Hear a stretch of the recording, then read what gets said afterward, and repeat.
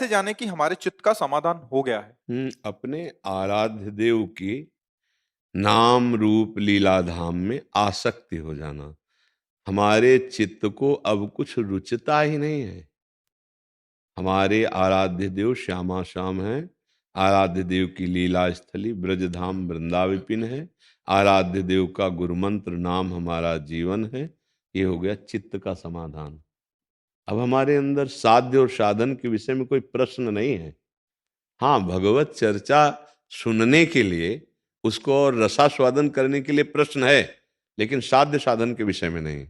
इसको कहते हैं चित्त का समाधान। किसका प्रश्न है? चित्त का समाधान का तात्पर्य होता है साध्य और साधन के विषय में हमारा कोई प्रश्न नहीं है।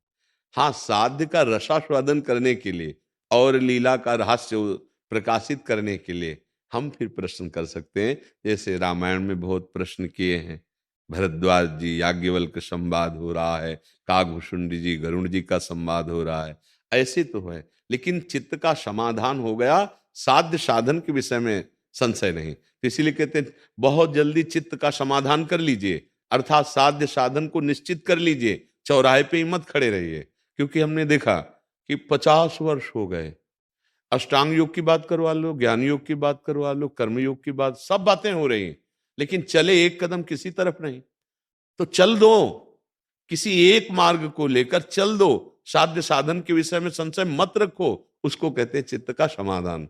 चित्त का समाधान हो गया। हमारे आराध्य देव कौन है, उनका मार्ग क्या है, हमें क्या करना चाहिए, क्या नहीं करना चाहिए, चित्त का समाधान हो गया। गुरु का आश्रय लेकर के हम अपने चित्त का समाधान कर लें। बात समझ में आ गई जी।